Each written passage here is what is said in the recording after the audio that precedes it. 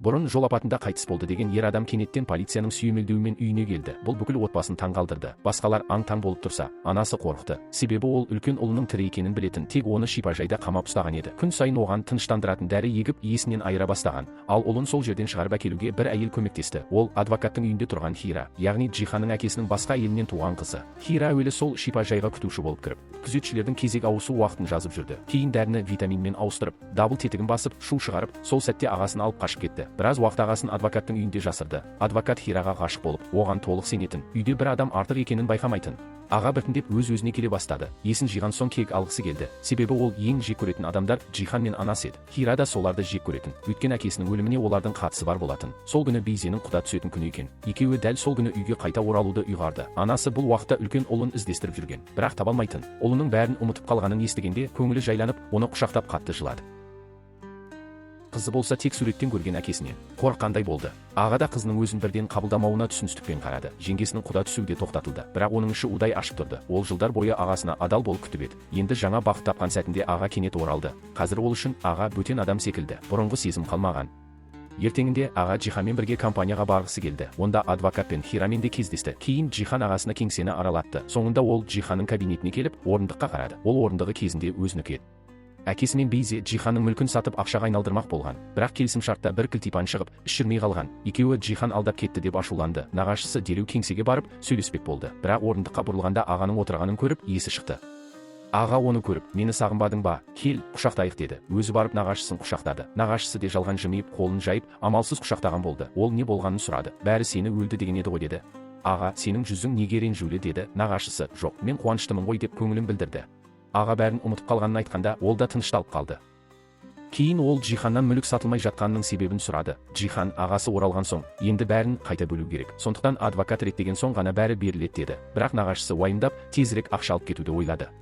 Ол компаниядан шыққан соң бірден жігіттің анасына барды. Өйткені кезінде мәйітті тануға барғанда, үлкен ұлы өлді деп хабар бергенде сол болатын. Ол өзін алдады деп санады. Шын мәнінде алдаған болатын. Анасы басқа адамның мәйітін алып, ұлын шипажайда жасырып қойған. Бірақ мұны нағашысына айтпады. Мәйіттің беті бүлінген еді. Мен ұлым деп ойлаппын деп жалтарды. Нағашысы, мені алдама, бәрін өзің бастадың. Егер мені ұстап алса, сен де құтылмайсың деді. Аға әдейі шипажайдың білезігін киімінің қалтасына салып қойды. Джихан соны байқап, шындықты зерттесін деді. Жеңгесі білезікті тауып, Джиханға берді. Ол дереу зерттеп, шипажайды анықтады. Ондағы қызметкерлер аға туралы ештеңе есінде жоқ, сөйлеспейді. Үнемі тыныштандырғыш егеміз деді. Әйелі ағасына суық қарайтын, тіпті онымен бірге жатуға да құлықсыз болды. Аға мұны байқап, оның басқа біреуге ғашық екенін білді. Сол адамды үйге шақырып, әйелін жұрт алдында масқаралады. Сосын анасына, әйелімді қалай күйеуге бермексің? Абыройымды төктің деп сөкті. Анасы, мен кінәлі емеспін. Өзі біреумен қашпақ болған соң, мен тездетіп күйеуге бергенмін деді. Аға тіпті ашуланды. Шынында сатқындық жасағанын білді. Джихан оны сабырға шақырып, бәлкім бәрі олай емес шығар деді. Әйелі де жоққа шығарды. Бірақ аға сенбеді. Ертеңінде аға әйелін Хира тұрған үйге апарып, тапаншамен қорқытып, сол адамның атын айт деді. Бірақ әйелі айтпады. Аға аулаға шығып, шұңқыр қазып, тірідей көмем деді. Әйелі сонда да үндемеді. Сол сәтте Хира келіп, мылтықтың даусын естіп, далаға жүгіріп шықты. Ол жеңгесінің есінен танып жатқанын көріп, ағасын сабырға шақырды. Есіңді жи, біз кек алуымыз керек қой деді. Аға тынышталып, әйелін үйге қайта келді. Бірақ енді басқа жоспар құрды. Джихан жеңгесінен жүргізуші туралы естіп, екеуінің кінәсіз екеніне сенді. Жеңгесі Джиханнан жүргізушіні кетір, аға бірдеңе істеп қоймасын деп өтінді. Джихан келісіп, жүргізушінің үйіне барды. Бірақ артынан оны аңдып жүрген аға бәрін көріп қойды. Аға жүргізушінің үйіне кіріп, оны сабап тастады. Кейін жартастың жанына барып, бір қапты төмен тастады. Бейзе Джиханның мүлкін ала алмай, өзі де, әкесі де мазасыздана бастады. Әкесі оған, бар баланы көр, Джихан күдіктенбесін деді. Ол амалсыз Ханчерге хабарласып, баламды қатты сағындым, көргім келеді деді. Бірақ анасы оны үйге кіргізбеді. Ханчер сол кезде баланы қарап отырған. Содан ол, ескі үйге келіп көр деді. Ханчер баланы Бейзеге қалдырып, төменге түсіп кеткенде, Бейзе баланы алып кетіп қалды. Ханчер телефон соғып, неге алып кеткенін сұрағанда, Бейзе, дүкенге апарып келем деді. Біршама уақыттан соң, ол баламен қайтып келді. Ханчер тынышталып еді, бірақ баланың үсті жұқа, денесі суық болып қалған. Біраздан кейін бала қызу көтеріп ауырды.